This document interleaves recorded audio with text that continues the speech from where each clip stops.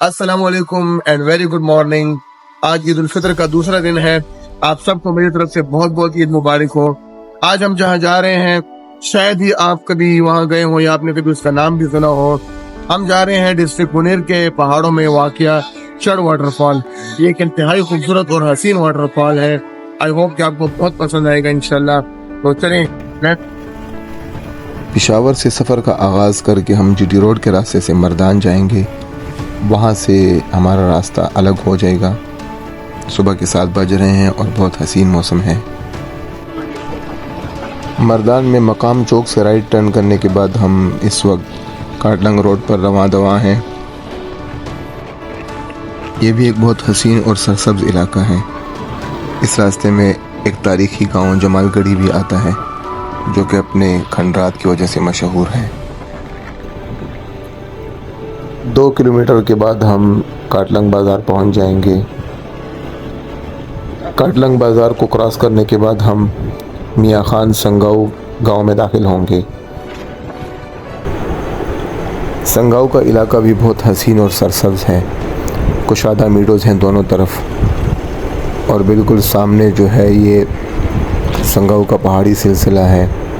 इन पहाड़ों के उस पार ज़िला बुनीर शुरू हो जाता है और इस तरफ ज़िला मर्दान है। ये रोड 2 साल पहले ही बनाया गया है जिसकी वजह से बुनीर का सफ़र काफ़ी शॉर्ट और इजी हो गया है। यहाँ पर आकर ये रोड बहुत नैरो हो गया है और हम संगाऊ पहाड़ों के बहुत करीब हैं।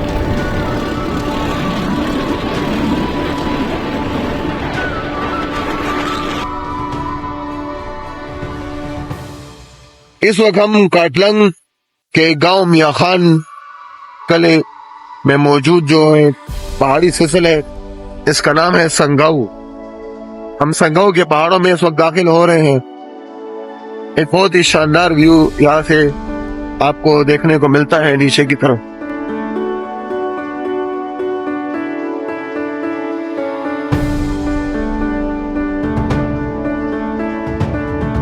यहाँ के पहाड़ काफी ग्रीन और खूबसूरत है।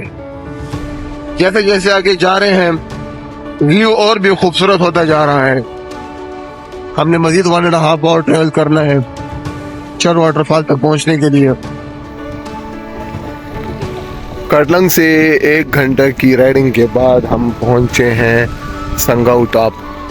ये ज़िला मर्दान का ही इलाका है काटलंग। वहाँ का एक गांव है मियाँ खान कले और ये उस गांव के एंड पर पहाड़ी सिलसिला है और इस इलाके का नाम है संगाऊ।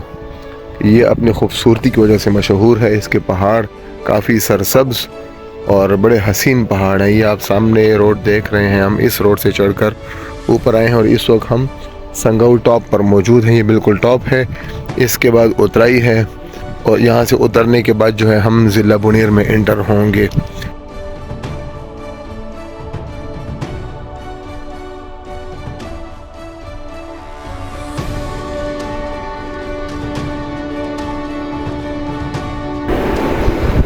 संगाऊ के पहाड़ों से उतरकर हम डिस्ट्रिक्ट बुनीर में दाखिल हो गए हैं। रोड की कंडीशन बहुत ही आला है। कारपेट रोड है और ये चढ़ गांव तक ऐसा ही है। दोनों तरफ बहुत हसीन मनाजिर हैं। बुनीर का इलाका लश ग्रीन है। इन इलाकों में अगर रोड की कंडीशन अच्छी हो तो सफ़र बहुत आसान और कंफर्टेबल हो जाता है। इस वक्त हम बुनीर के रोड पर हैं और हमने जाना है चढ़ गांव जो यहाँ से 7 किलोमीटर के फासले पर है। हम इस वक्त बुनीर बाज़ार में मौजूद हैं। ये बुनीर का मेन चौक है और यहाँ से हमने सीधा इस तरफ से जाना है चढ़ गांव की तरफ। वहाँ से आगे फिर हमने ट्रैकिंग करके चर वाटरफॉल तक पहुँचना है।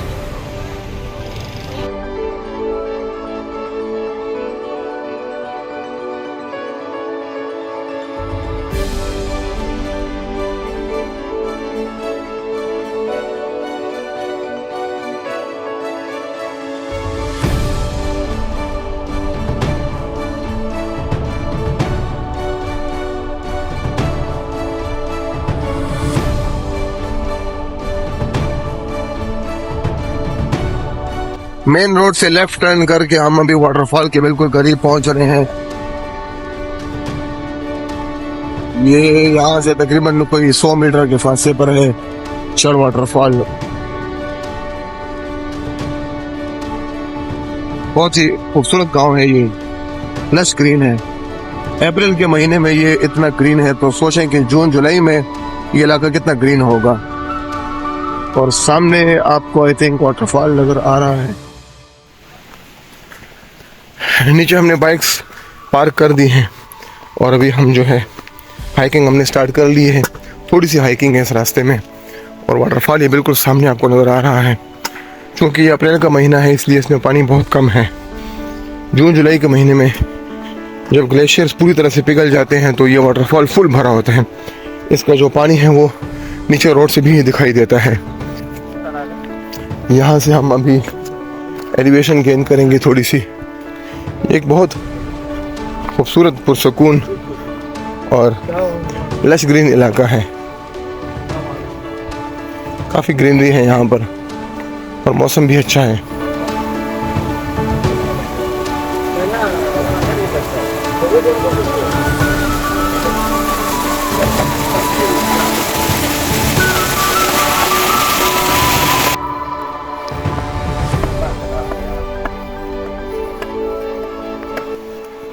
इन चट्टानों को देखकर मुझे कटोरा लेक की ट्रैकिंग याद आ गई है।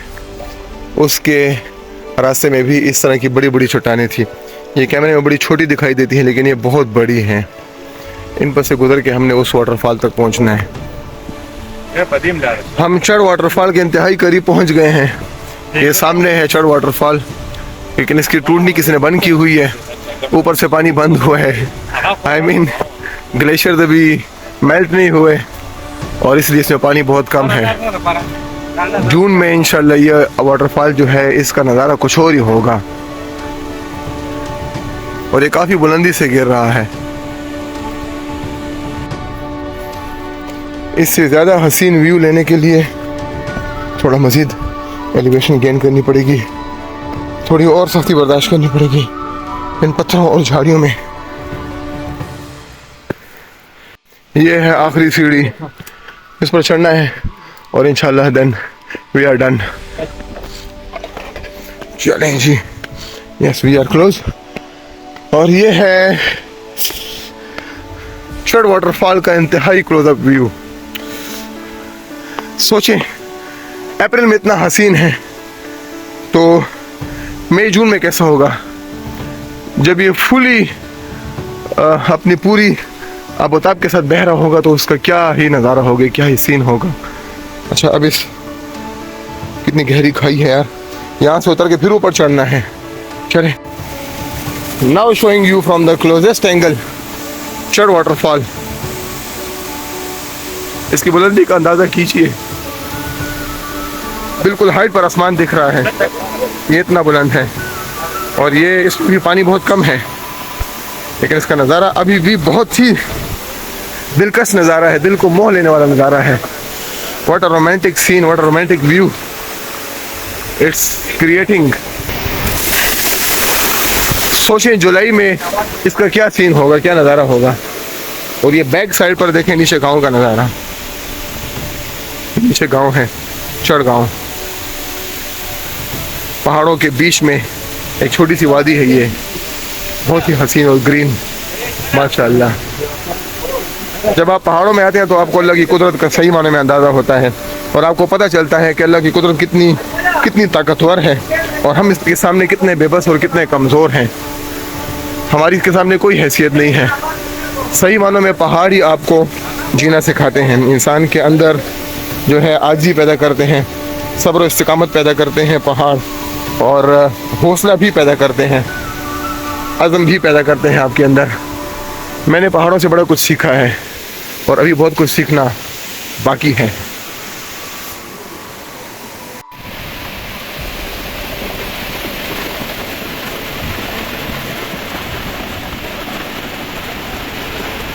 अगर किसी ने अम्ब्रेला वाटरफॉल देखा हो हरिपुर में तो इसका जो व्यू है वो तकरीबन अम्ब्रेला वाटरफॉल के जैसा ही है और एक बहुत ही रोमांटिक माहौल है।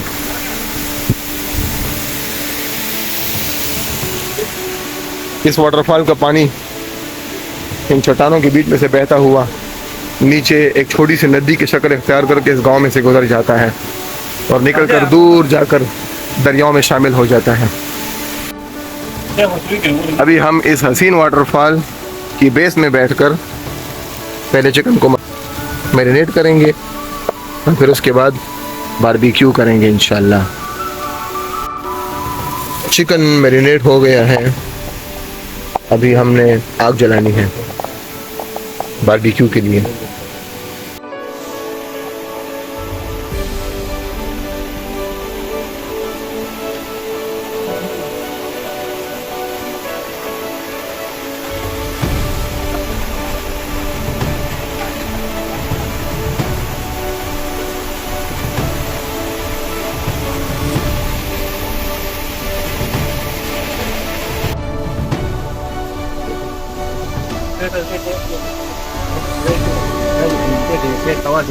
मैरिनेट हो गया और बारबेक्यू बस तैयार हो रहा है थोड़ी देर में।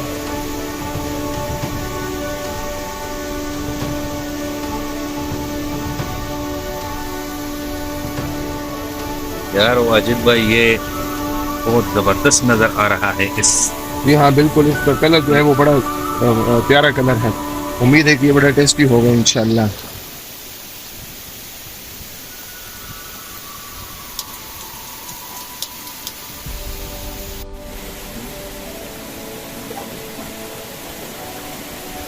इंसान बहुत सी चीज़ों से मोहब्बत करता है, कोई दौलत से करता है, कोई शोहरत से करता है, और कोई ओहदे से करता है, लेकिन कभी कुदरत से मोहब्बत करके देखिए। जब आप कुदरत से मोहब्बत करेंगे तो आपको इसके बनाने वाले से मोहब्बत होगी। ये झरने, ये पहाड़, ये नदियाँ, ये झीलें, ये आपको हमेशा के लिए जवान रखती है और आपकी रूह को तस्कीन मुहैया करती है। इनमें बहुत सुकून है कुदरत से मोहब्बत करने से।